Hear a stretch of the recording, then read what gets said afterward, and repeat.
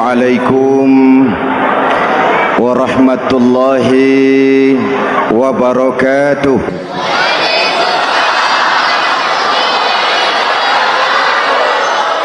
Alhamdulillahi wahdah, sadaqa wa'dah wa nasara 'abdah, wassalatu wassalamu ala man la nabiyya ba'dah, Sayyidina Muhammad ibn Abdullah wa ala alihi wa sahbihi wa mawalah, amma ba'du. Saudara-saudara kaum muslimin yang saya cintai, perjalanan waktu telah mengantarkan kita memasuki Ramadan. Kata orang, jauh berjalan banyak dilihat, dan pengalaman adalah guru yang paling bijaksana. Kalau ibadah Ramadan kita berhasil, maka kita yang malam ini pasti bukan kita sebulan yang lalu. Kita yang malam ini adalah kita yang telah ditempa, digojlok, digembleng oleh kawah candra di mukanya Ramadan. Dan setelah perjalanan panjang, perjuangan mengendalikan diri dan menahan nafsu, kita akan merayakan Idul Fitri.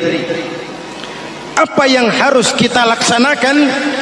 Malam ini saya ingin sampaikan ayat 186 surah Al-Baqarah, di mana Allah menuntun kita. Pertama, walitukmilul iddata, hendaknya engkau sempurnakan jumlah bilangan hari puasamu. Puasa sebulan penuh, bisa 29, bisa 30 hari. Yang bisa ru'yat, punya persyaratan mampu ru'yat, silahkan ru'yat. Yang tidak mampu, ikut yang aman saja, dengerin pengumuman pemerintah, cari amannya saja. Sempurnakan jumlah bilangan hari puasamu. Sebab apa? Puasa itu macam-macam.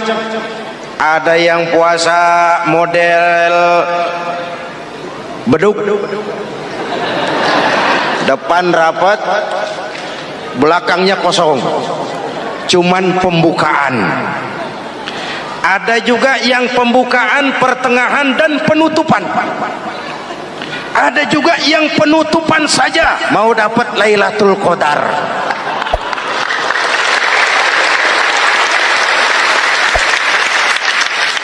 Allah berpesan, walitukmilul iddata, sempurnakan jumlah bilangan hari puasamu. Puasa itu sebulan penuh. Setelah selesai itu, walitukabbirullaha ala ma hadakum, hendaknya engkau agungkan, engkau bertakbir, mengagungkan Allah yang telah memberikan hidayah kepadamu. Tidak ada takbiran sebelum selesai Ramadan. Walitukmilul iddata, itu dulu, sempurnakan jumlah bilangan hari puasamu. Selesai baru walitukabbirullah. Jangan lebaran masih seminggu sudah Allahu Akbar, Allah ngigo. Walitukmilul iddata, sempurnakan dulu jumlah bilangan hari puasamu. Ini adab. Selesai, walitukabbirullah, baru engkau bertakbir, agungkan nama Tuhanmu. Kenapa? Ala ma hadakum, yang telah memberikan petunjuk dan hidayah kepada kita semua. Saudara, kalau bukan lantaran hidayah Allah, berat sebulan penuh enggak makan, lapar melilit perut, haus mencekik tenggorokan. Kalau bukan hidayah, berat melawan nafsu. Kalau bukan hidayah, berat melawan setan. Bagaimana enggak berat? Dia lihat kita, kita enggak lihat dia. Ini kan curang musuh begini. Semata-mata karena hidayah dari Allah. Intan paling mahal, mutiara paling berharga, tidak lain adalah hidayah. Saudara lihat dalam sejarah, kadang-kadang anak Nabi tidak dapat hidayah, tidak terpilih terpanggil mengikuti kebenaran. Kan'an anak Nabi Nuh, betul? Kadang-kadang bapak Nabi tidak dapat hidayah. Azar bapaknya Nabi Ibrahim. Ibrahim penegak tauhid, bapaknya produsen berhala.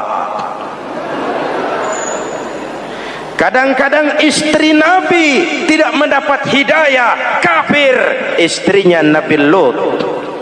Kadang-kadang paman Nabi tidak dapat hidayah, ingkar, Abu Jahal, Abu Lahab, paman Nabi kita. Anak Nabi, bapak Nabi, istri Nabi, paman Nabi, hidayah tidak datang, mereka tidak terpanggil mengikuti kebenaran. Alhamdulillah, kita yang ponakan Nabi aja bukan.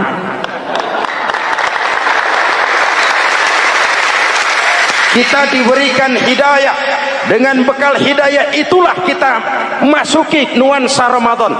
Berjuang melawan nafsu, membina takwa, melatih ridha. Dengan lapar melilit perut, dengan haus mencekik tenggorokan. Allahumma lakasumtu, Tuhan, untuk Engkau saya laksanakan ibadah ini. Oleh karena itu, jaga hidayah ini baik-baik, karena dia merupakan intan paling mahal, mutiara paling berharga dalam kehidupan kita. Diberikan kita kedudukan yang tinggi, alhamdulillah. Diberikan kita harta yang banyak, alhamdulillah. Tapi itu semua belum ada artinya ketimbang yang bernama hidayah. Maka hidayah inilah yang harus kita jaga baik-baik. Hidayah inilah yang harus kita pelihara. Kita bertakbir kepada Allah, mengagungkan nama Allah yang telah memberikan hidayah kepada kita. Kalau tidak lantaran hidayah, berat melaksanakan ibadah puasa sebulan suntuk. Dengan ibadah Ramadan, kita melakukan pemutihan vertikal. Orang yang keluar dari Ramadan dengan ibadah benar seperti bayi baru dilahirkan oleh ibunya, tidak punya dosa kepada Allah. Idul Fitri, kembali kepada fitrah. Tapi kan kita tidak cuma punya dosa vertikal, kita juga punya dosa horizontal. Kita tidak cuma berdosa kepada Allah, kita juga sering salah kepada sesama manusia. Betul? Inilah momen lebaran itu. Dosa kepada Allah, taubat langsung kepadanya, sonder calok. Dosa kepada sesama manusia, saling memaafkan. Sebab apa? Satu hadis meriwayatkan, selesai sholat id, sahabat mendengar Rasul mengucapkan amin sampai 3 kali. Amin, amin, amin. Heran sahabat, gak ada angin, gak ada hujan, amin 3 kali ya Rasul, ada apa? Kamu gak tahu? Gak tahu. Barusan selesai sholat, malaikat Jibril turun.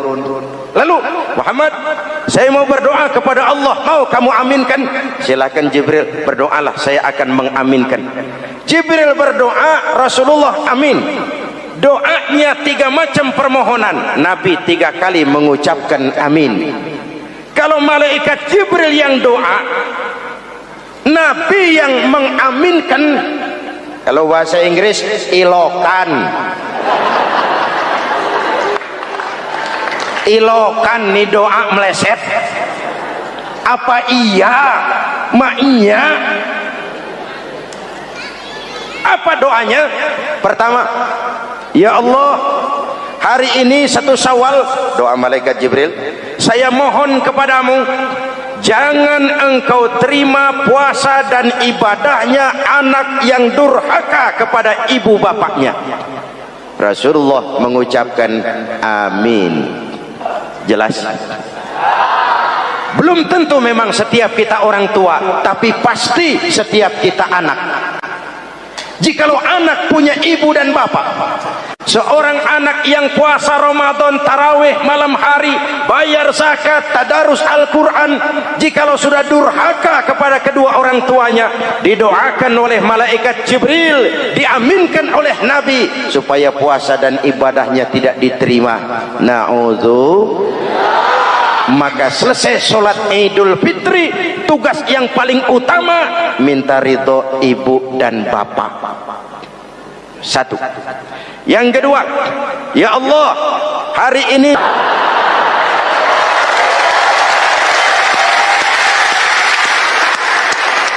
itu swarga manut, neraka katut.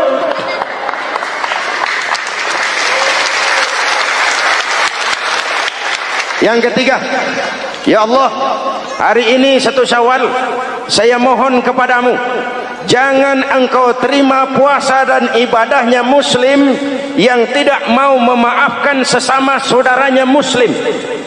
Memberi maaf lebih berat daripada minta maaf, tapi memberi maaf lebih mulia daripada meminta maaf. Kalau kita sudah minta maaf, orang tidak mau memaafkan, itu tanggung jawab dia kepada Allah. Orang macam itu yang tidak mau memaafkan sesama saudaranya, didoakan agar puasa dan ibadahnya tidak diterima oleh Allah Subhanahu. Riwayat lain menceritakan, satu hari Nabi lagi kumpul dengan sahabat. Nabi tanya, saudara-saudara, atadruna manil muflis? Tahu nggak kamu siapa orang yang bangkrut, orang yang sial, orang yang celaka? Siapa? Macam-macam jawaban sahabat.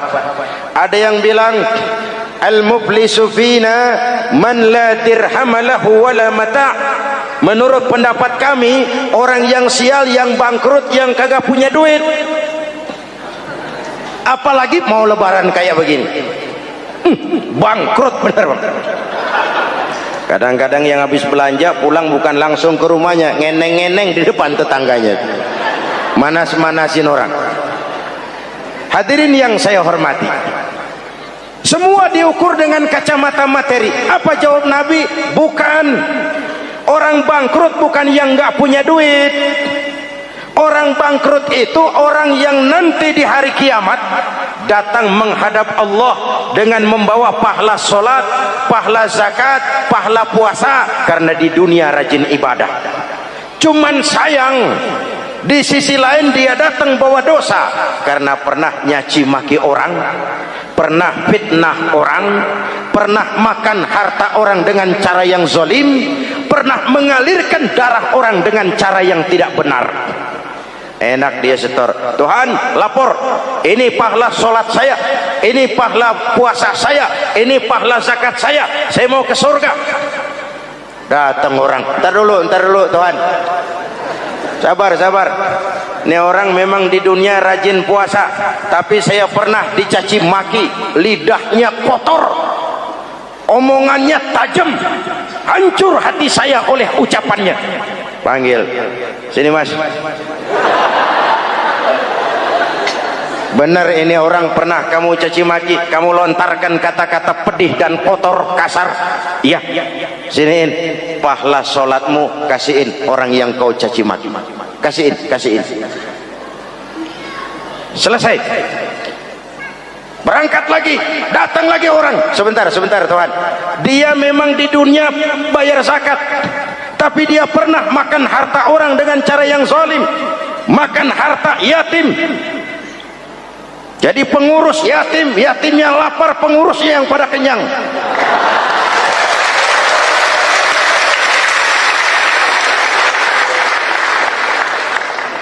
Saya menuntut keadilan.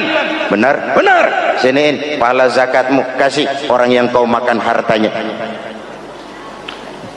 Kalau kebaikannya habis, yang nagih datang terus, apa yang terjadi? Dosa orang yang dia sakiti diambil, diberikan kepada dia. Bangkrut nggak? Pahala dipretelin, dosa dikasih. Modal boros, tagihan utang datang terus. Bangkrut bin bangpak alias sial dangkalan. Tahu sial dangkalan? Itu namanya udah jatuh ketiban ember. Jatuhnya sakit, ketiban embernya bonyok.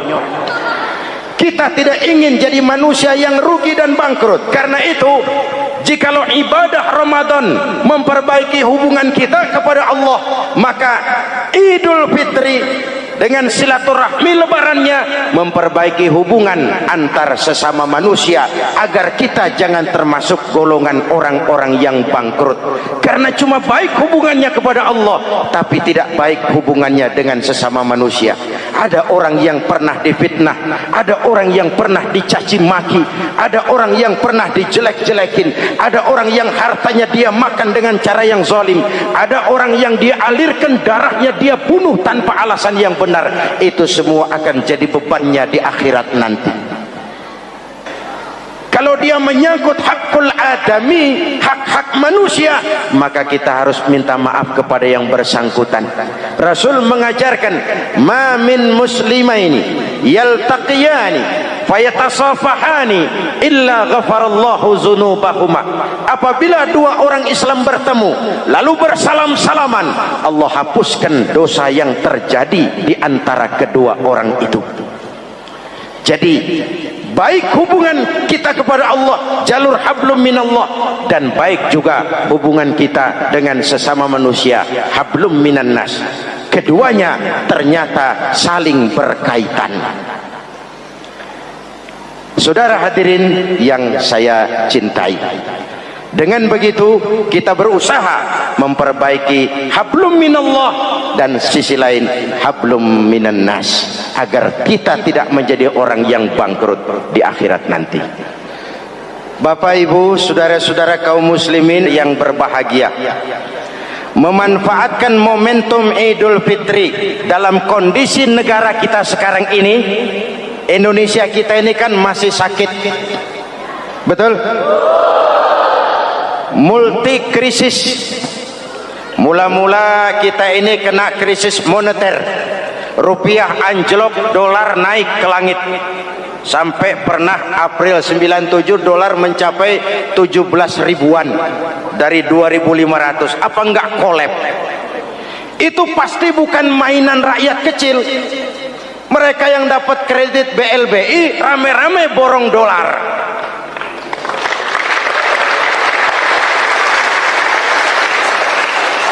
Kita mah bocah kampung boro-boro borong dolar, ngeliat juga tumben.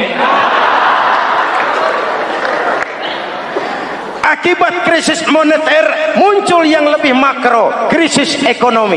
Perusahaan besar ambruk, konglomerat terpuruk, PHK di mana-mana, pengangguran meningkat, kriminal meningkat. Seiring dengan itu muncul yang lebih parah, krisis kepercayaan.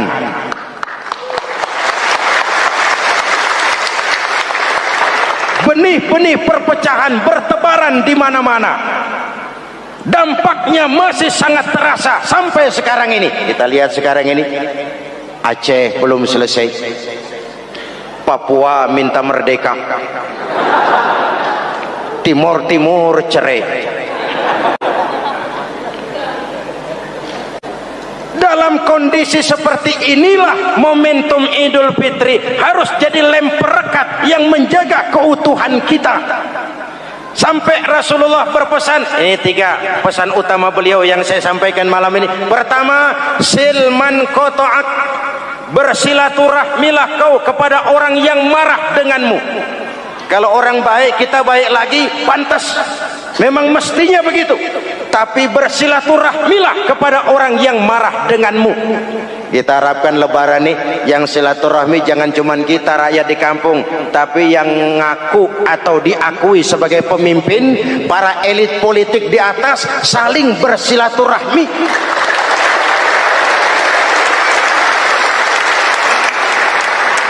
Kalau mereka rukun di atas, kita di bawah ngelihatnya enak, betul? Tidak ada orang akan di atas kalau tidak disokong dari bawah. Jangan udah di atas pada berebut turu-turu dia melulu, capek rakyat. Ada yang jadi anggota dewan cuman pengen petatang peteteng, cari prestise dan gengsi. Ada yang cuma jadi trompet kekuasaan, pokoknya apa kata kekuasaan akur, setuju. Kekuasaan bilang, saudara-saudara, bumi ini lonjong. Lalu rakyat dapat apa dari wakil kayak begitu? Inilah momentum Idul Fitri. Mari kita manfaatkan silaturahmi. Jangan mewarisi sifat dendam, karena dendam tidak akan menyelesaikan persoalan.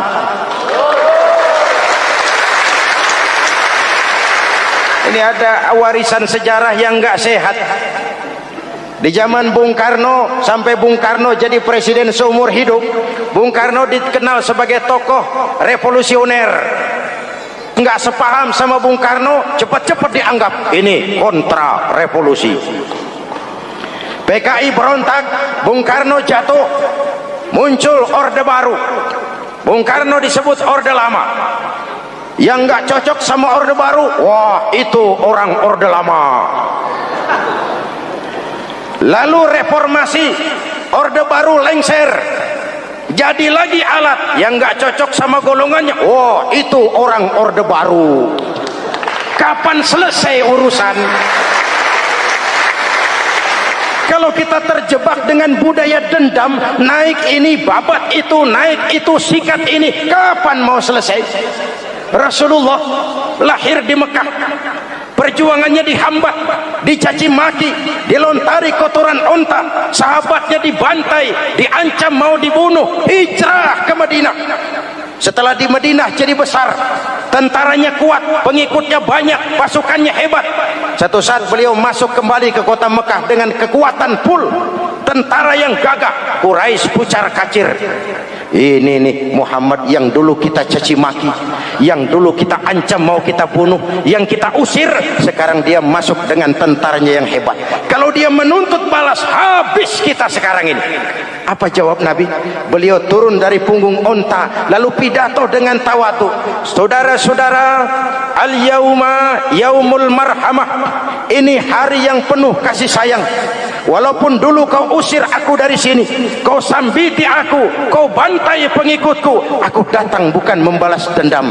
Ini hari yang penuh kasih sayang. Tidak akan ada pertumpahan darah. Yang masuk Masjidil Haram aman, yang masuk rumah Abu Sufyan aman. Dihormatinya ketokohan Abu Sufyan di depan pengikutnya. Ini akhlak. Kenapa orang macam Mandela lebih bisa mencontoh Rasul daripada kita? Mandela yang 27 tahun mendekam dalam penjara, dia keluar tanpa bawa benih-benih dendam. Dia satukan Afrika Selatan, dia bimbing Afrika Selatan menuju kejayaan dan kemajuan. Kenapa Mandela yang tidak kenal Pancasila bisa lebih mencontoh akhlak Rasul ketimbang kita yang katanya orang-orang pengikut sunnah? Saya khawatir, ya bukan berarti saya tidak setuju, hukum harus tetap ditegakkan. Tapi kalau terus cari kambing hitam, kapan kita dewasa? Semua usut, saya khawatir nanti pun satu saat Nabi Adam bakal diusut. Kenapa dia makan buah khuldi? Kita jadi keleleran di Lebak Bulus begini. Kalau enggak kan kita masih di surga aja. Mari kita dewasa, mari introspeksi. Silman kotoak. Mudah-mudahan nanti lebaran kita pengen lihat nih, kalau yang di atas sudah pada satu, kita yang di bawah enak. Tapi kalau memang pada ribut juga, kita yang di bawah jangan ikut-ikutan. Nonton aja, nonton. Giliran rame tepuk tangan. Oh, namanya elit susah ditebak. Nih hari dia berebut beda pendapat, ntar malam dia makan bareng. Kita di bawah udah kedongan ngasa golok. Kan berapa urusan? Sekarang udah nggak zaman yang ngerahin masa. Sekarang adu argumen, biar rakyat tentukan mana yang lebih pantas. Hadirin yang saya hormati, silman qata'ak, bersilaturahmilah kepada orang yang marah denganmu. Momentum Idul Fitri harus meredam keberingasan, harus mencuatkan semangat persatuan dan kesatuan. Udah capek kita diobok-obok. Yang kedua, wa'atiman haramak. Ini masalah kepedulian. Berikan orang yang bakhil kepadamu, sampai orang yang pelit pun kasih. Kepedulian. Banyak anak-anak yatim kita, janda-janda tua. Kalau yang muda sih nggak usah dipikirin. Dewan penyantunnya udah banyak aja. Orang-orang jompo.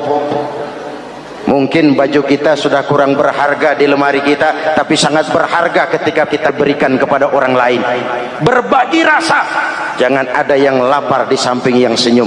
Jangan ada yang menangis di samping yang tertawa. Hadirin, yang ketiga, wa'fu amman zalamak. Maafkan orang yang berlaku zalim kepada dirimu.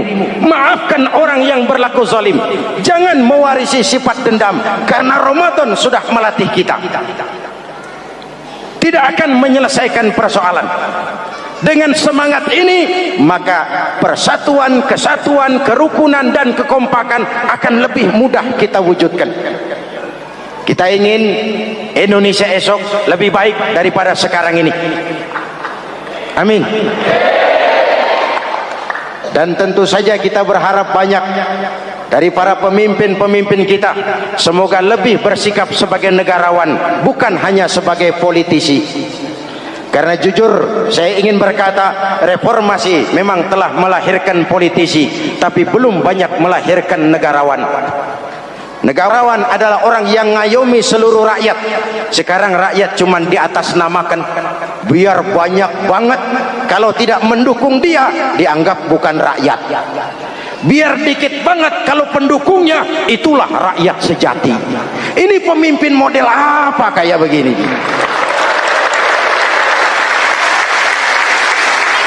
Ini kan mengkamuflase rakyat namanya.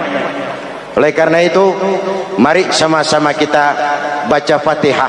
Kita niat, mudah-mudahan suasana sesudah Ramadan benar-benar kondusif agar kita bangsa ini bisa keluar dari kesulitan besar yang kita hadapi sekarang ini. Para pemimpin kita semakin kompak dan bersatu, rakyat juga semakin terayomi. Ala hadhihi niyyah wa ila hadratin Nabi. Al-Fatihah. Pada pertemuan kali ini, secara khusus kita akan membicarakan tentang puasa ini. Kita akan mulai dari yang pertama, puasa sunnah. Sebagaimana yang kita maklum, sunnah adalah satu perbuatan yang apabila kita kerjakan berpahala, tapi apabila kita tinggalkan tidak merupakan dosa. Hanya saja ia merupakan barometer dan ukuran daripada orang-orang yang cinta kepada sunnah itu sendiri. Ada banyak jenis puasa-puasa sunnah ini. Yang pertama, puasa sunnah di bulan Muharram.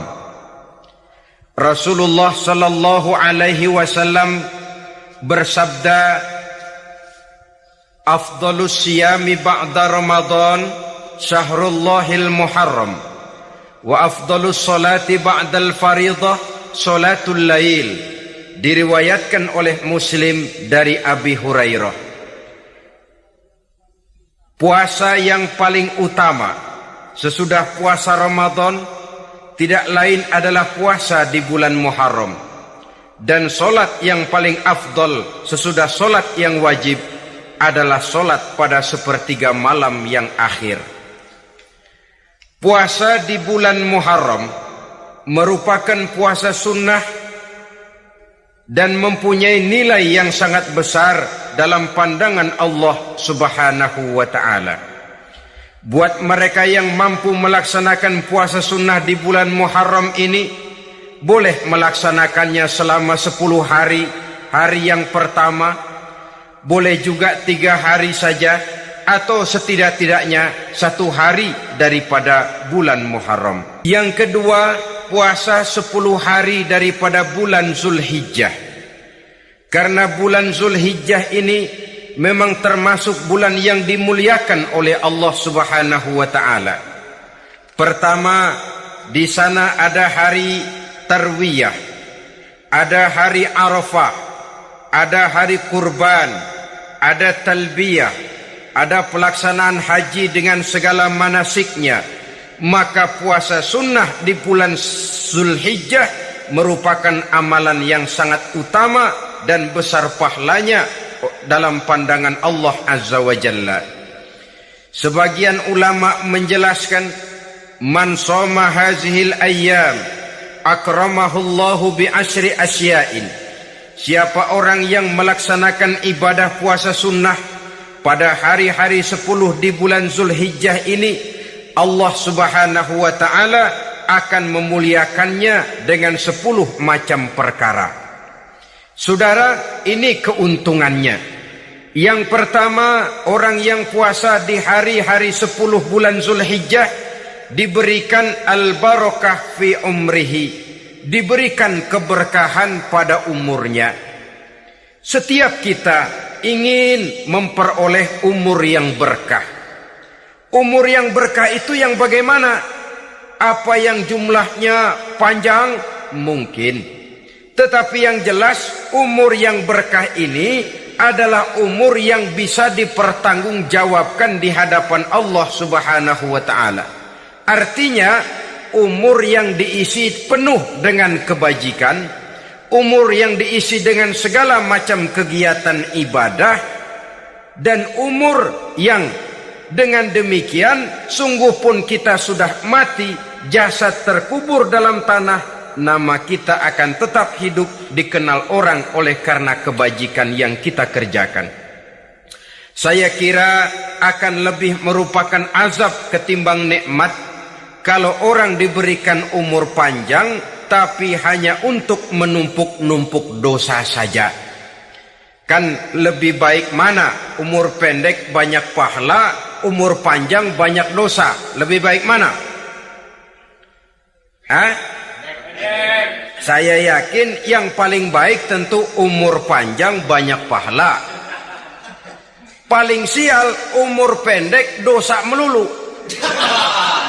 Sudah diberikan umur pendek tidak seberapa, dosa berlipat ganda. Itu kalau orang kampung bilang tekor namanya. Rugi. Umur pendek hanya untuk menumpuk-numpuk dosa. Boleh jadi kalau umat-umat zaman dulu, saudara, mereka diberikan umur panjang. Nabi Adam, kita tahu Nabi Adam itu 2000 tahun umurnya. Nabi Nuh 950 tahun. Umatnya ya rata-rata segitu itu. Nah, kalau mereka misalnya punya umur 800 tahun, lalu 200 tahun mereka melakukan dosa, kan masih punya restan 600 tahun untuk taubat. Karena umurnya diberikan jatah panjang. Kita ini oleh Allah Subhanahu wa ta'ala, umat Nabi Muhammad ini umurnya pendek-pendek. Kalau nyontoh Nabi 63 tahun saja. Kalau diberikan 70 tahun umur kita sekarang, itu sudah dapat jatah lebih 7 tahun. Alhamdulillah bahwa Allah memberikan saat-saat, waktu-waktu, tempat-tempat yang punya nilai istimewa, sehingga umur yang pendek ini bisa bernilai panjang, nilai ibadahnya bisa bernilai pahala seperti umat yang berumur panjang dahulu itu. Karena itu manfaatkan umur dengan baik, dan salah satu keberkahan daripada umur akan datang dengan melaksanakan ibadah puasa sunnah. Ini yang pertama. Yang kedua, az-ziyadatu fi malihi, diberikan tambahan hartanya, menjadi orang kaya. Kaya apa? Kaya hati setidak-tidaknya. Karena dengan tekun dan rajin melaksanakan ibadah puasa, yang segera tertanam dalam jiwa seseorang merasakan cukup di dalam kehidupan. Itulah dia orang yang paling kaya, orang yang hidupnya paling cukup. Kalau orang sudah merasa cukup dalam hidupnya, maka itulah dia orang yang kaya. Saudara-saudara kaum muslimin rahimakumullah, puasa sunnah memberikan tambahan harta, usahanya berkembang. Dengan demikian membawa keberkahan, hartanya makin bertambah, akan menunjang ibadahnya kepada Allah, lebih memantapkan dan membawa ketenangan dalam hidupnya. Itu termasuk berkahnya melaksanakan puasa sunnah itu. Yang ketiga, al-hifzu fi iyalihi, diberikan penjagaan, perlindungan terhadap keluarganya. Anaknya sehat, sanak famili dan handai tolannya terjaga dan terpelihara dari segala malapetaka, dari segala mara bahaya. kesehatannya terjamin dan terpelihara. Itu sudah merupakan modal yang sangat besar di dalam kita mengarungi kehidupan. Sebab rasanya sulit untuk bahagia. Duit kita banyak sekali. Usaha kita selalu mendatangkan untung yang berlipat ganda.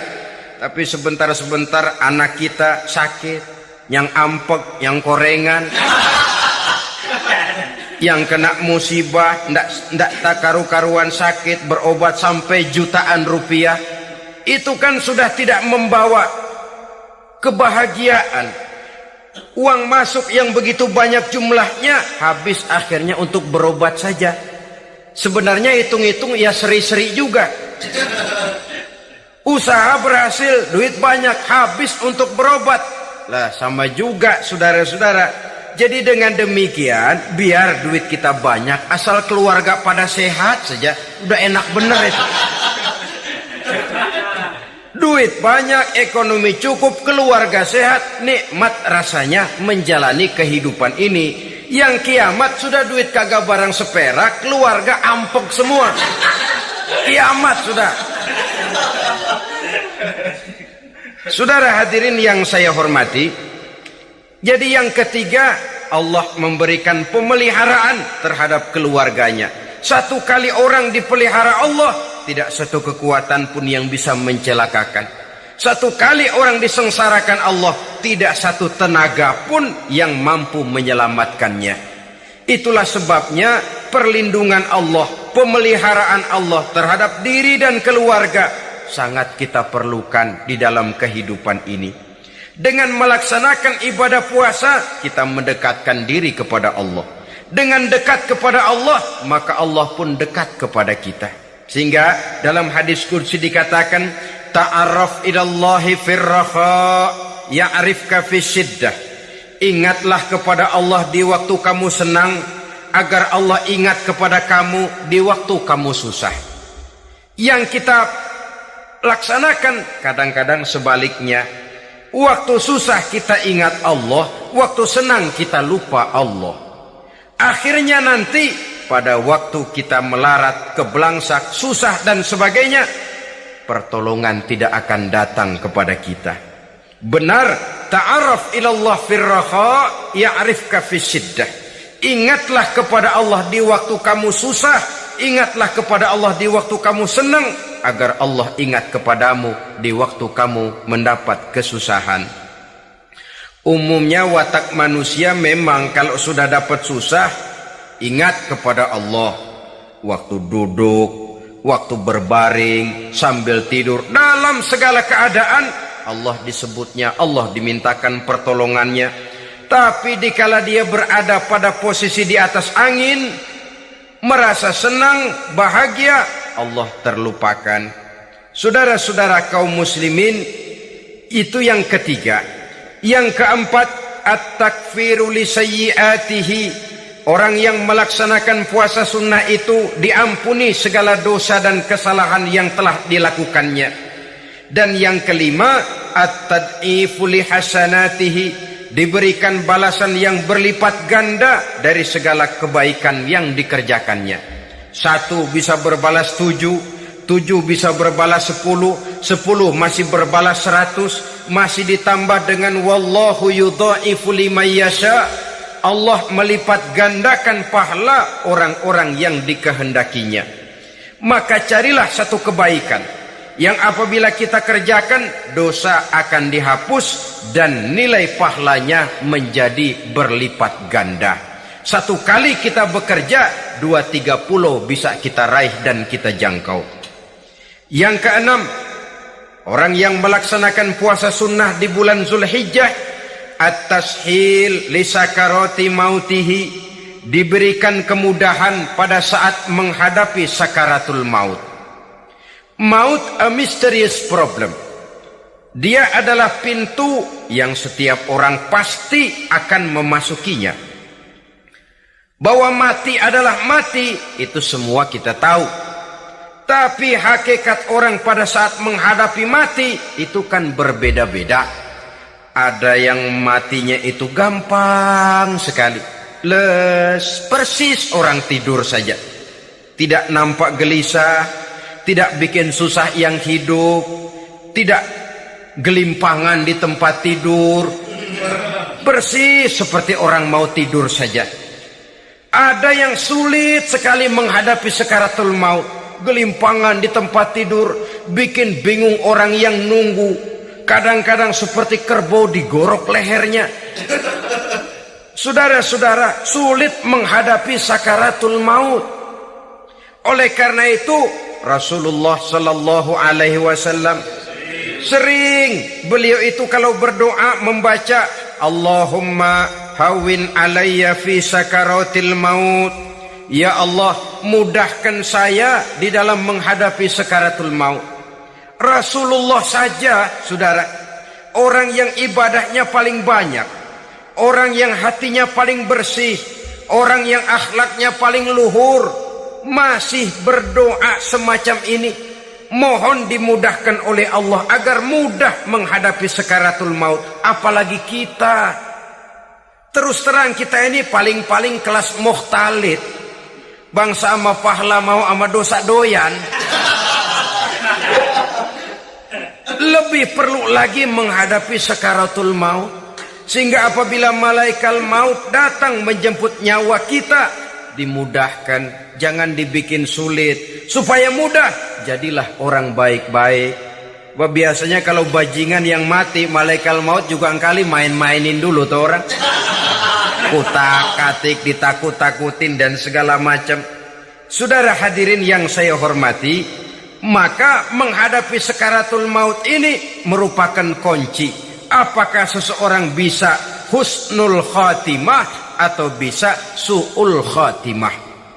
Salah satu jalan untuk memudahkan diri menghadapi sakaratul maut, melaksanakan puasa sunnah di bulan Zulhijjah ini. Yang ketujuh, ad-diya'u li zulumati qabrihi, diberikan terang di alam kuburnya. Kubur, saudara tahu, saudara tentu sering lihat orang dimasukkan ke liang lahat, ditutup dengan papan, dinding ari kata kita di kampung, lalu diuruk lagi dengan tanah. Dalamnya liang lahat, gelapnya liang lahat, gelapnya diuruk dengan tanah, gelapnya di dalam kubur, 3 gelap yang menjadi satu. Bapak moyangnya gelap.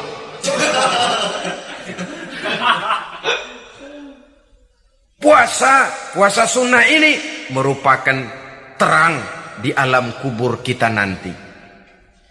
Yang kedelapan, at-taskil limizanihi, diberikan keringanan pada timbangan di hari akhirat nanti. Bahwa setelah dibangkitkan dari kubur, setiap kita akan menghadapi perhitungan, akan ditimbang segala macam kebaikan dan segala macam kejahatan yang pernah kita lakukan di dalam kehidupan. Orang yang melaksanakan ibadah puasa sunnah, at-taskilu limizanihi, diberikan keringanan timbangan hari akhiratnya nanti. Yang kesembilan, an-najah minal bala, diberikan keselamatan dari segala macam bencana. Dan yang ke-10, as-su'ud ala darajatihi, diberikan ketinggian, naik derajatnya. Derajat di dunia, lebih-lebih lagi derajat di akhirat nanti. Ini keutamaan yang diberikan Allah Subhanahu wa ta'ala kepada mereka yang melaksanakan ibadah puasa 10 hari di bulan Zulhijjah menurut penjelasan sebagian dari para ulama kita. Jadi setelah puasa Muharram ada lagi puasa Zulhijjah.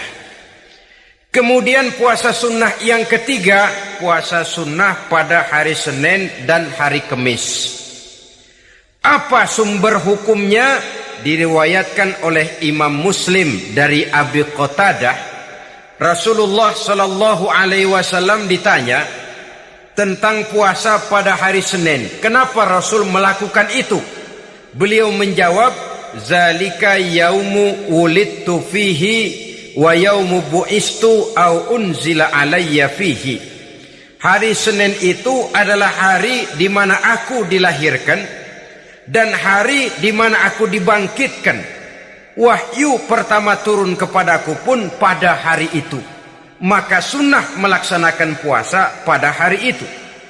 Adapun hari Kamis, ada hadis yang diriwayatkan oleh Imam Turmuzi dari Abi Hurairah, Nabi bersabda, tu'radul a'malu yaumul isnaini wal khamisi fa uhibbu ay yu'radu amali wa ana sha'im.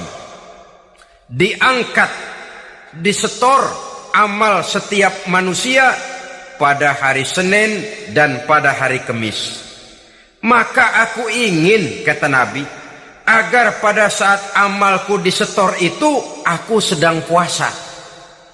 Jadi malaikat itu menurut riwayat ini mencatat dan menyetorkan catatan amalan seseorang pada hari Senin, pada hari Kamis. Tiap hari Senin amalan kita disetor oleh malaikat.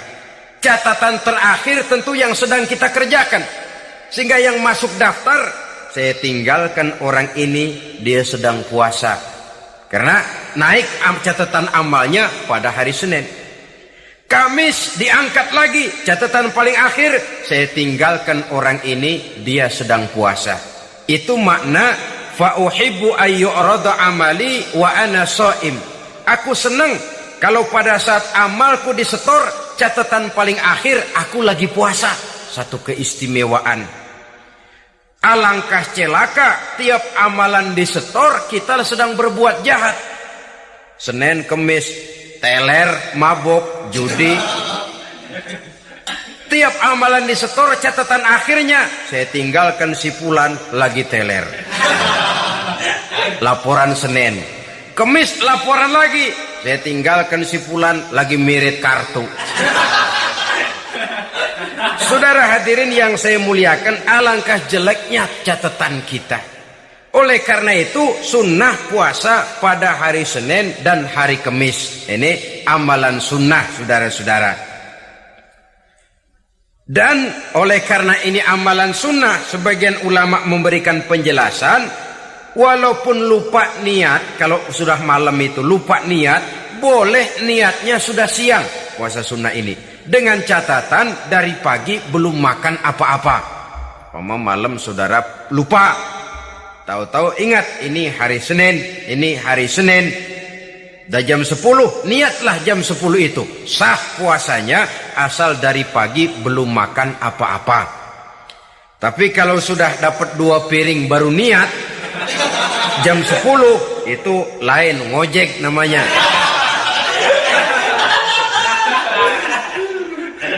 Jadi puasa sunnah yang ketiga, puasa pada hari Senin dan hari Kamis. Yang keempat, puasa jenis sunnah yang keempat, puasa 6 hari di bulan Syawal.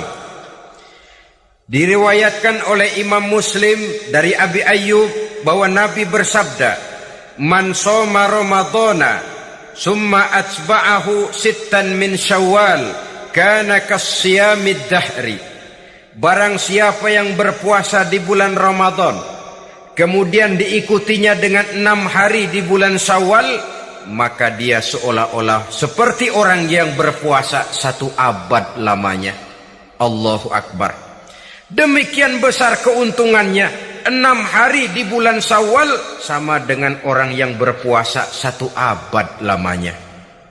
Ini fadailul a'mal, saudara-saudara. Jangan diartikan karena menang sudah puasa 6 hari bulan Syawal, Ramadan tahun depannya lantas nggak puasa. Kenapa? Ukurannya sudah 1 abad. Bukan itu pengertiannya. Ini mendorong orang memberikan ganjaran pahala yang sedemikian besar. 6 hari setelah Ramadan, artinya di bulan Syawal.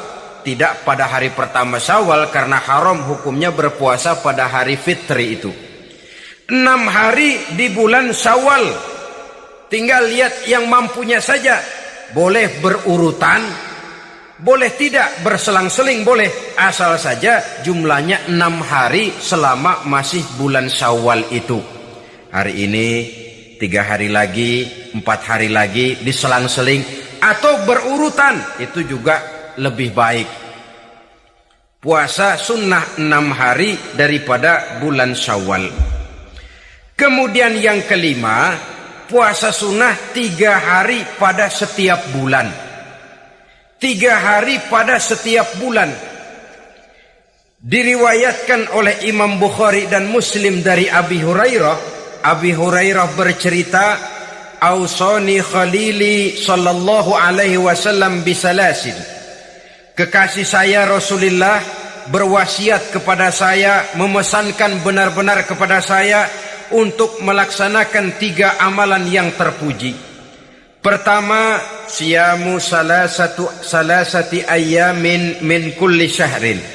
Puasa 3 hari dalam setiap bulan. Ini wasiat yang pertama. 3 hari pada setiap bulan. Tidak peduli bulan apa saja. Dalam artian ya bulan menurut perhitungan Islam ya. Muharram, Safar, Rabiul Awal, Rabiul Tsani, Jumadal Ula, Jumadil Akhir, Rajab, Sya'ban, Ramadan, Syawal, Zulqa'dah, Zulhijjah dan selanjutnya. 3 hari pada setiap bulan. Tanggalnya tanggal berapa saja.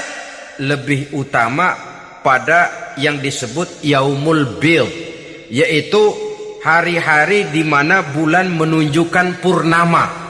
Tanggal 13, tanggal 14, dan tanggal 15 pada setiap bulannya itu disunahkan melaksanakan puasa. Itu wasiat pertama, puasa 3 hari pada setiap bulan. Wasiat yang kedua, warok'atai duha, melaksanakan sholat duha sekurang-kurangnya 2 rakaat. Itu wasiat yang dipesankan benar kepada saya, kata Abi Hurairah. Pertama, puasa 3 hari pada setiap bulan. Yang kedua, usahakan jangan meninggalkan 2 rakaat minimal daripada sembahyang duha. Kita tahu sembahyang duha itu sembahyang sunnah di waktu pagi seketika matahari naik sepenggalahan. Sekurang-kurangnya 2 rakaat, sebanyak-banyaknya 8 rakaat. Di antara fadilah atau keutamaan daripada sholat duha ini yaitu menyangkut masalah rezeki dan usaha. Kemudian wasiat yang ketiga, wa an utira qabla an anama. Beliau sangat berwasiat kepada saya untuk sholat witir sebelum tidur. Artinya sholat malam sebagai amalan sunnah di dalam kehidupan kita. Jadi saudara-saudara, dalam hidup ini kita akan selalu berbentur dengan keperluan. Kalau pada satu saat kita sudah sampai kepada tahap berpikir ini keperluan saya, tentu hal-hal semacam ini akan kita kerjakan. Kita belum tergerak melaksanakan ini semua oleh karena barangkali kita merasa belum memerlukannya. Karena itu, marilah kita berusaha di samping melaksanakan puasa yang wajib, juga melaksanakan puasa yang sunnah di dalam kehidupan kita. Ini jenis puasa-puasa yang sunnah. Kemudian yang kedua, ada macam puasa yang disebut puasa nazar. Hukum pelaksanaannya wajib apabila nazarnya sudah terwujud. Puasa nazar, puasa yang dikaitkan dengan suatu persoalan. Umpamanya, kalau saya lulus ujian, saya akan puasa 1 minggu lamanya. Begitu ujiannya ternyata lulus, dia wajib bayar nazarnya.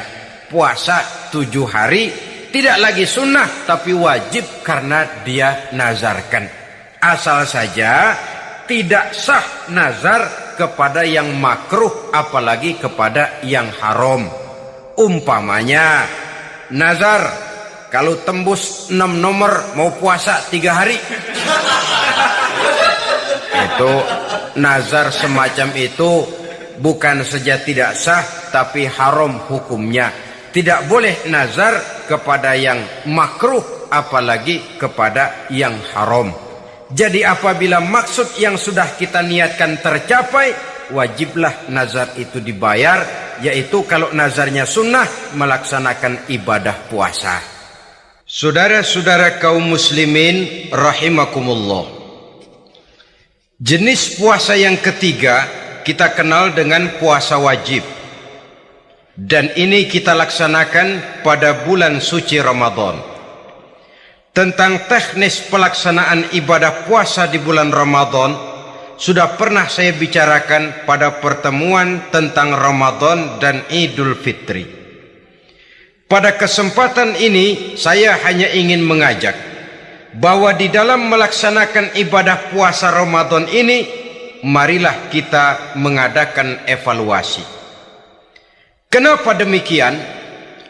Barangkali secara jujur, walaupun agak berat, saya masih harus berkata, masih banyak di antara kita umat Islam yang di dalam melaksanakan suatu ibadah terjebak dalam rutinitas ritual.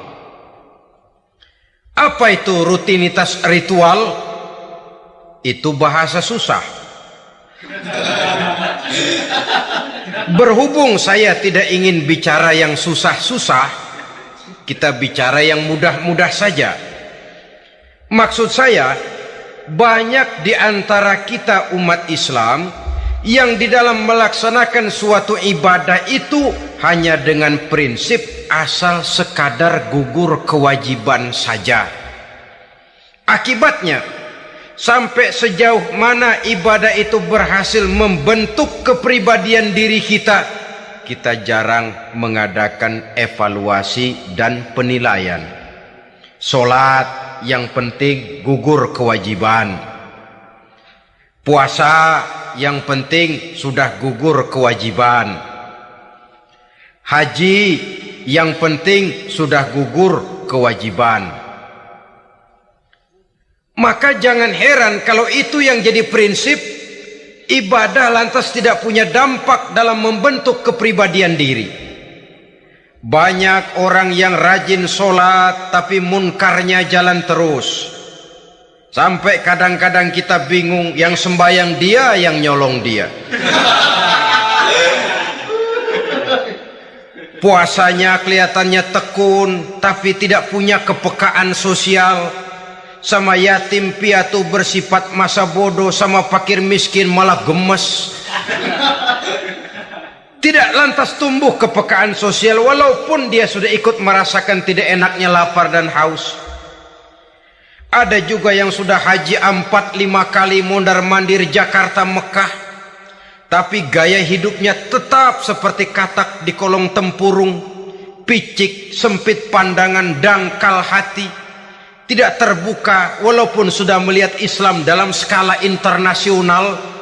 Yang dia lihat, yang dia saksikan, yang dia pandang, tidak sanggup menggugah dan mengubah jiwanya, tidak bisa mewarnai pandangan hidupnya.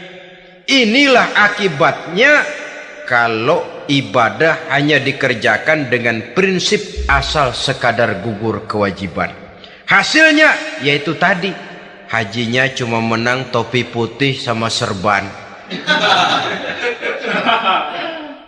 Solatnya cuma prinsip asal gugur kewajiban. Begitu juga puasanya, begitu juga zakatnya dan ibadah-ibadah lainnya. Bukan tanpa satu maksud. Jikalau Allah Subhanahu wa ta'ala memerintahkan kita melaksanakan ibadah puasa di bulan suci Ramadan, bahkan maksud itu sangat jelas nampak pada penghujung ayat yang memerintahkan kita puasa. Ya ayyuhalladzina amanu kutiba alaikumus syiyam kama kutiba alal ladzina min qablikum la'allakum tattaqun. Hai orang-orang yang beriman, diwajibkan atas kamu berpuasa sebagaimana telah diwajibkan juga kepada orang-orang yang sebelum kamu, la'allakum tattaqun, agar kamu dengan puasa itu menjadi manusia yang bertakwa kepada Allah Subhanahu wa ta'ala. Dengan kata lain, berhasil atau tidak puasa Ramadan kita ini akan nampak takwa kita meningkat atau tidak setelah kita melaksanakan ibadah puasa. Sehingga kalau orang mengatakan Ramadan itu merupakan month of training, bulan latihan, keluar latihan tentu harus semakin naik dan baik gaya kehidupan kita. Jadi tujuan utama daripada pelaksanaan ibadah puasa adalah untuk membentuk manusia yang bertakwa. Nah, takwa itu kata Imam Qusairi hurufnya ada 4. Ta, qaf, wawu, ya. Masing-masing huruf ini merupakan simbol dari pribadi orang yang bertakwa yang dibina dan dibentuk oleh pelaksanaan puasanya. Mari kita lihat. Huruf ta adalah lambang dari sifat tawadhu, rendah hati. Orang yang bertakwa, orang yang tidak mempunyai sifat sombong. Puasa menanamkan kita kesadaran terhadap kelemahan, terhadap keterbatasan, terhadap segala ketidakmampuan yang kita miliki. Ya Allah, baru sehari nggak kena makan, nggak kena minum, sudah begini lemesnya. Puasa memang, kalau pagi orang masih sehat, masih terdorong oleh sahur, siang masih lumayan, tapi zuhur ke atas biasanya mulai sikap lemah manusiawi, keterbatasan kekuatan biologis itu mulai nampak. Dari sini tanam satu kesadaran, kalau begitu apa yang mau disombongkan di hadapan Allah? Kaya, siapa sih orang paling kaya? Ilmu, siapa sih orang paling pintar? Pangkat, siapa sih orang paling tinggi jabatannya? Dari sifat semacam ini lahir introspeksi, rasa mawas diri, timbul sifat tawadhu'nya, rendah hatinya, tidak melonjak menjadi angkuh dan sombong lantaran sedikit kemampuan dan kekuatan yang dimilikinya. Lalu untuk sikap yang lebih jauh, terwujudlah, terbentuklah apa yang dinamakan stabilitas temperatur batin. Orang tetap konstan menjaga nilai-nilai idealisme yang pernah dimilikinya. Dia mulai dengan adil, dia berjalan tetap dengan keadilan, dan dia berakhir juga tetap dalam keadilan. Jangan mulainya adil, tengahnya setengah adil, di akhirnya malah zolim sama sekali. Ini tidak punya stabilitas temperatur batin. Kan banyak orang begitu toh. Mulanya benar, belakangan mau benar sendiri. Mulanya sudah rela berkorban buat kepentingan orang banyak, belakangan malah selalu mengorbankan kepentingan orang banyak. Waktu di bawah rajin baca ayat kursi, dapat kursi lupa ayat.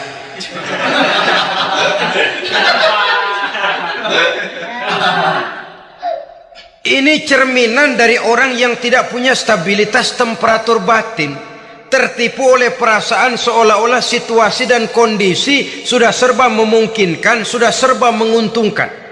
Orang yang dibentuk pribadinya oleh pelaksanaan ibadah puasa, dia sadar apapun keberhasilannya, apapun kedudukannya, apapun nilai kekayaannya, itu cuma sebagian kecil sekali dari apa yang ada pada zat Allah Subhanahu wa ta'ala.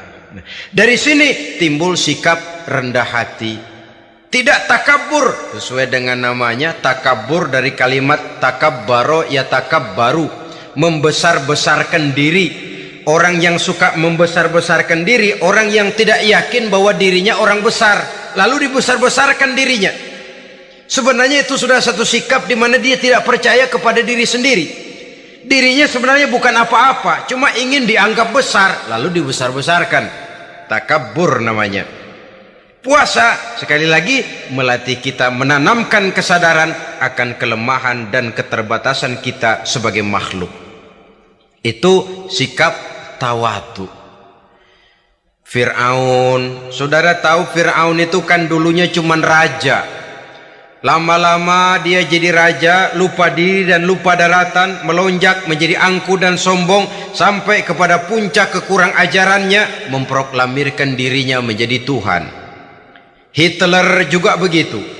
Pendeknya, orang manakala tidak ada kesadaran tentang dari mana segalanya berasal dan kemana segalanya akan kembali, dia mudah out of control. Kalau sudah out of control, maka dia akan melakukan perbuatan yang melampaui batas. Itu yang pertama. Jadi orang takwa, orang yang rendah hati, salah satu tujuan daripada pelaksanaan ibadah puasa menanamkan sikap rendah hati. Dari sikap rendah hati ini yang timbul lalu apa? Kepekaan sosial. Kalau saya puasa, saya sudah merasakan bagaimana tidak enaknya lapar. Saya sudah merasakan bagaimana tidak enaknya haus. Tapi bagaimanapun, saya lapar cuma sebentar, saya haus cuma sebentar. Selesai maghrib, lapar saya hilang, haus saya hilang. Bagaimana yatim piatu, orang-orang tua jompo yang perlu santunan, orang-orang miskin yang terkapar di kolong-kolong jembatan, yang tiap hari merasakan perasaan seperti ini, tanpa tahu kapan hidup dan nasibnya akan berubah, tidur beratapkan langit berselimut koran. Kalau demikian, saya ini beruntung. Kalau demikian, apa yang bisa saya lakukan untuk mereka? Kepekaan sosial ini lalu timbul dalam apa yang orang sekarang namakan solidaritas kesetiakawanan sosial. Hidup tidak hanya untuk kepentingan diri dan perutnya sendiri saja, tapi mau menolong, mau membantu orang yang memang memerlukan bantuan dan pertolongan itu sendiri. Jangan setelah tahu lapar tidak enak, haus tidak enak, tapi kita tidak mau tenggang rasa, tidak mau timbang rasa. Begini loh tidak enaknya lapar, begini loh tidak enaknya haus. Ini terjadi pada diri saya masih mampu, masih berbuka puasa. Bagaimana yang tiap hari merasakan seperti ini? Tidak Ramadan, tidak Syawal, tidak Zulqa'dah, tidak Zulhijjah, selalu kelaparan dan kehausan. Dari sana timbul kepekaan sosial. Lalu lahirlah sikap pemurah, dermawan, mau menoleh ke kiri dan ke kanan. Bahkan Al-Quran itu sampai mengancam betul. Ara'aita allazi yukadzibu bid-din fadzalika allazi yad'ul yatim wa la yahuddu ala ta'amil miskin. Tahukah kamu siapa orang yang mendustakan agama? Beragama tapi mendustakan agama. Islam katanya tapi mendustakan Islam. Solat dia tapi mendustakan solat. Puasa dia tapi mendustakan puasa. Siapa mereka itu? Fadzalikal ladzi yad'ul yatim. Merekalah orang-orang yang meninggalkan anak-anak yatim. Wala yahuddu ala ta'amil miskin, dan tidak pernah memberi pertolongan, tidak memerintahkan memberi makan kepada fakir miskin, walaupun dia berada pada posisi dan kondisi yang memang dia mampu. Nah, kalau dia tidak mampu itu lain soal. Dia mampu, dia tahu, dan dia diam saja, itu termasuk yukadzibu biddin, orang-orang yang mendustakan agama. Berlindung kita kepada Allah, jangan sampai termasuk ke dalam kelompok itu. Yang kedua, saudara, huruf takwa itu qaf. Qaf adalah lambang dari sifat qanaah. Qanaah artinya merasa cukup. Puasa melatih kita untuk bersikap cukup dalam hidup.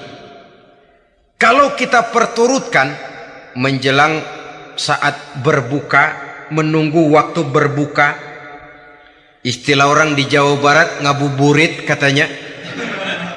Kita menunggu saat berbuka, segalanya saja ingin kita beli, segalanya saja ingin kita minum, semuanya saja ingin kita makan. Sebab nafsu sudah begitu berupa, perut sudah sedemikian lapar, kerongkongan sudah sedemikian haus, rasanya semuanya saja ingin kita telan. Tapi tahukah kita bahwa setelah maghrib berbunyi, berapa banyak yang kita makan, berapa banyak yang kita minum? Sesuaikah dengan keinginan kita tadi siang? Tadi siang semuanya ingin kita makan, tadi siang semuanya ingin kita minum. Setelah berbuka, berapa banyak yang kita makan, berapa banyak yang kita minum? Itulah kehidupan. Segalanya ingin kita kuasai, segalanya ingin kita punyai, tapi berapa sih yang benar-benar kita perlukan? Maka orang kaya hakikatnya adalah orang yang hidupnya cukup. Orang miskin hakikatnya adalah orang yang selalu merasa kurang. Bagaimanapun besar rumah kita, banyak uang kita, berpuluh kendaraan kita, kalau hidup selalu merasa kurang, itu artinya kita masih miskin. Maka jikalau ingin menjadi orang kaya, kuncinya hakikatnya cuma satu, hati kita merasa cukup dengan yang diberikan Allah, bersyukur atas segala nikmatnya, dan dengan syukur itu, nikmat itu akan ditambah oleh Allah Subhanahu wa ta'ala. Puasa menimbulkan sifat qanaah, dan qanaah adalah watak daripada orang-orang yang bertakwa kepada Allah Subhanahu wa ta'ala. Bukankah manusia di dalam berhadapan dengan harta persis seperti orang minum air laut? Makin diminum makin haus, makin diminum makin kering tenggorokan. Begitulah orang berhadapan dengan materi. Tadinya dia akan senang kalau dia merasa punya tanah ratusan hektar. Sudah ratusan hektar, tidak cukup ngelamun lagi, alangkah nikmatnya kalau bisa beli gunung. Gunung dibeli. Sudah punya gunung, lihat laut. Aduh, kalau laut juga bisa dibeli, beli lagi laut. Sudah punya laut, lihat ke atas langit, ada yang jual apa enggak ya?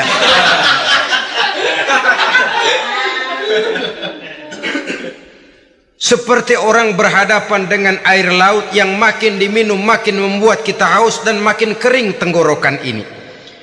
Maka itu harus dihentikan. Sikap untuk menghentikan itu tidak lain adalah dengan sifat qanaah itu tadi. Merasa cukup dengan apa yang diberikan Allah, mensyukuri nikmatnya. Itu yang kedua. Yang ketiga, pada kalimat takwa ada huruf wawu. Wawu adalah simbol dari sifat wara dengan ain. Wara, orang yang terpelihara dirinya baik dari yang syubhat, lebih-lebih dari yang haram. Syubhat, saudara tahu, barang yang remeng-remeng. Tapi sungguh pun remeng-remeng, kira-kira prosentasenya 70-30. 70% haram, 30% kemungkinan halalnya. Maka yang syubhat lebih baik dijauhi daripada diambil. Orang yang punya kepribadian wara, dirinya terpelihara, jangankan dari yang haram, dari yang syubhat saja dia sanggup menjaga dan memelihara dirinya. Oleh karena itu saya heran kalau orang di bulan Ramadan dia sanggup menjaga diri di waktu siang dari jenis makanan yang halal, dari jenis minuman yang haram. Ada tahu nganggur di meja siang, enggak dia makan. Ada air teh nganggur di meja siang, enggak dia makan, padahal itu jenis makanan dan minuman yang halal. Tapi ketika datang maghrib, dia berbuka dengan makanan-makanan yang dibeli dari uang yang dihasilkan dengan cara yang haram. Bukankah itu sesuatu yang terbalik? Bukankah dengan demikian sudah tidak lagi menimbulkan sikap yang bisa memelihara dan menjaga kepribadian diri? Orang yang membiasakan diri terpelihara dari yang syubhat apalagi yang haram, maka baik yang dipakainya, yang diminumnya, yang dimakannya, terdirilah dari barang-barang yang baik yang dihalalkan oleh agama. Wara. Kemudian yang keempat, pada huruf kalimat takwa ada huruf yakin. Huruf ya simbol dari sifat yakin. Orang yang puasa dibentuk kepribadiannya mempunyai satu keyakinan yang tangguh, dan keyakinan adalah ciri daripada orang yang takwa. Kita lihat yang dipanggil melaksanakan ibadah puasa ini kan iman. Karena memang sulit untuk melaksanakan puasa kalau tidak iman yang jadi dasar. Setidaknya seperti sudah pernah saya sampaikan, ibadah puasa ini memang sulit terkena penyakit show. Kalau kita sholat barangkali terangsang karena kelihatan orang lain. Kalau kita pergi haji mungkin jadi sugesti karena orang banyak tahu. Kalau kita bayar zakat mungkin kita jadi terangsang karena banyak orang lihat. Tapi kalau sudah puasa, puasa itu kan yang tahu cuma kita dan Allah saja. Ya, kita sholat, orang lain lihat, kita jadi rada semangat. Kita pergi haji, orang lain banyak ngantar, kita semangat. Kita bayar zakat, orang lain banyak saksikan, kita bersemangat. Tapi kita puasa, siapa yang mau nyaksiin kita puasa? Siapa yang mau memuji kita puasa? Siapa yang mau menyanjung kita puasa? Itu cuma urusan kita dan Allah saja. Oleh karenanya, dasar daripada pelaksanaan ibadah yang satu ini tidak lain keyakinan. Karena keyakinan yang jadi dasar, biar lapar melilit perut, biar haus mencekik tenggorokan, segalanya jadi terasa indah dan nikmat. Untuk satu keyakinan, penderitaan akan merupakan kenikmatan. Tidak ada kerja yang lebih indah selain kerja yang didasarkan kepada satu keyakinan bahwa yang kita kerjakan itu adalah sesuatu yang benar. Dalam hal ini, sesuatu yang diperintahkan oleh Allah Subhanahu wa ta'ala kepada kita. Saudara-saudara kaum muslimin rahimakumullah, demikianlah titik evaluasi kita.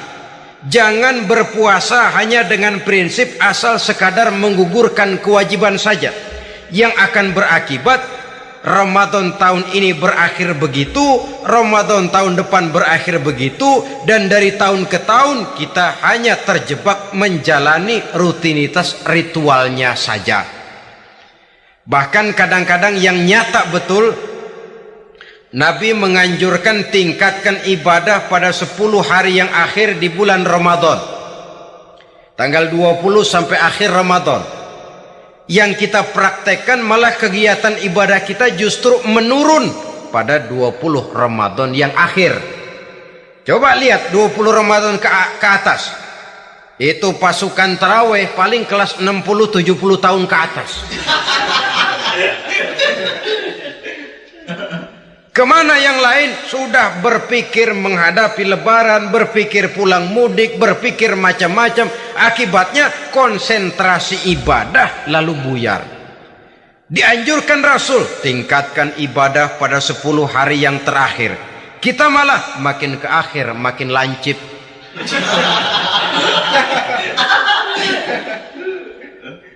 Saudara-saudara kaum muslimin rahimakumullah, kita terjebak oleh sesuatu yang sementara, oleh sesuatu yang bersifat kulit, lalu meninggalkan isinya.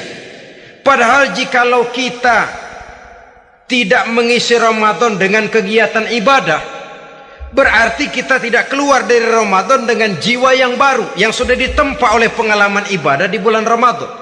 Artinya kita tidak kembali kepada fitrah, kesucian seperti saat kita dilahirkan. Lalu kalau kita tidak kembali kepada fitrah, apa yang mau kita rayakan pada Idul Fitri itu? Di mana letak kegembiraan kita? Di mana letak kebahagiaan hati? Kembalikah kita kepada fitrah? Tidak. Benarkah puasa yang kita kerjakan? Kelihatannya juga tidak. Adakah dampak dari pelaksanaan ibadah dalam pribadi kita? Tidak. Kadang-kadang Ramadan selesai malah teriak merdeka.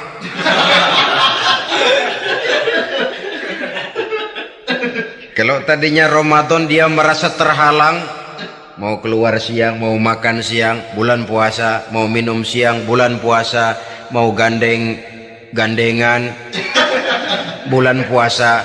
Ramadan selesai, kibarin bendera, teriak merdeka. Lalu kembali merajalela. Saudara-saudara, dampaknya tidak akan kelihatan. Padahal puasa yang baik, la'allakum tattaqun, membentuk manusia yang bertakwa kepada Allah Azza wa Jalla. Nah, sekarang apa kemudahan dan keistimewaan yang akan diberikan Allah kepada mereka yang sampai kepada tingkat takwa ini? Al-Quran menjelaskan, pertama, wa may yattaqillaha yaj'al lahu makhraja. Barang siapa yang bertakwa kepada Allah Subhanahu wa taala, maka dia akan diberikan makhraja. Makhraja itu jalan keluar. dari segala macam kesulitan. Jalan keluarnya ada saja. Menurut ukuran kemampuan dia tidak mungkin, mustahil, tidak bisa, mana mungkin. Tapi pada waktunya ada saja jalan keluarnya. Termasuk jenis yang yaj'al lahu makhraja. Orang yang bertakwa kepada Allah selalu diberikan jalan keluar dari segala kesulitan yang dihadapinya. Siapa sih orangnya yang tidak pernah sulit dalam hidup ini? Siapa orang yang tidak pernah mengalami kesulitan? Tapi kadang orang menilai, itu kelihatannya hidupnya enak aja ya, kayaknya gak pernah mengalami kesulitan. Sebenarnya bukan tidak pernah mengalami kesulitan, Allah selalu memberikan jalan keluar dari segala kesulitan yang dihadapinya. Lah kalau Allah yang memberikan jalan keluar, tentu sangat mudah sekali. Orang yang bertakwa diberikan jalan keluar dari segala macam kesulitan. Satu.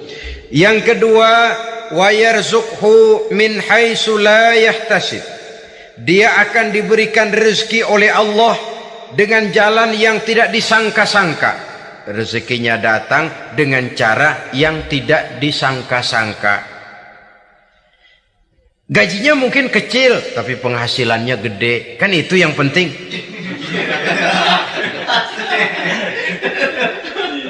Gaji dengan penghasilan kan lain tuh. Boleh jadi gaji kecil, asal penghasilan gede, kan nikmat hidup itu. Nah, penghasilan ini ada yang bisa kita perkirakan.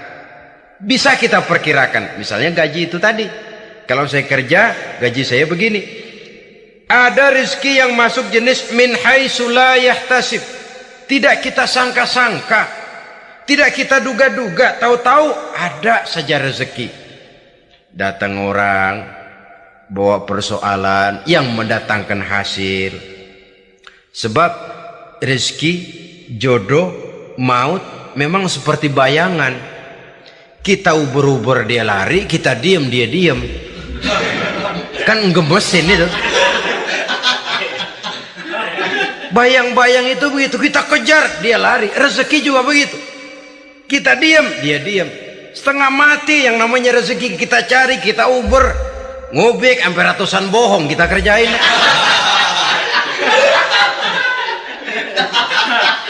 Tapi memang belum waktunya, ya sulit untuk tembus. Tapi kadang-kadang giliran kita nongkrong di rumah, datang orang bawain rezeki. Itulah yang namanya rezeki. Tapi ini untuk orang yang bertakwa. Kalau tidak punya kredibilitas takwa, jangan lalu pakai ayat ini. Diberikan Allah dengan rezeki dengan jalan yang tidak disangka. Kan ada ayatnya dah, kita mah manteng aja di rumah dah. Ntar juga tuh rezeki datang. Ini fasilitas yang diberikan kepada orang yang wa may yattaqillah, bertakwa kepada Allah, yarzuqhu min haitsu la yahtasib, diberikan rezeki dengan cara yang tidak disangka-sangkanya. Maka kadar ketakwaan jangan membuat kita buruk sangka. Tuh orang ya nggak kemana-mana, duitnya ada aja. Kalau dia takwa, Allah berikan jalan keluar. Jangan lantas ngelihat kiai orangnya ahli ibadah, ilmunya tinggi, akhlaknya luar biasa, takwanya tinggi, rezekinya lancar, lalu husnuzon nih kiai nggak kemana-mana, duitnya banyak, miara tuyul kali ini. Itu termasuk jaminan Allah yang masuk kategori min haitsu la yahtasib. Yang ketiga, yaj'al lahu min amrihi yusra, dimudahkan segala urusannya. Dimudahkan segala urusannya. Kemudian yang keempat, yukaffir anhu sayyiatihi wa yu'azzim lahu ajra, diampuni segala kesalahannya dan dibesarkan pahala kebaikan yang dikerjakannya. Maka mudah-mudahan puasa yang kita kerjakan mengantarkan kita kepada ketakwaan kepada Allah, dan takwa membuka janji Allah kepada kita di dalam kehidupan ini. Inilah saja yang kita bicarakan pada pertemuan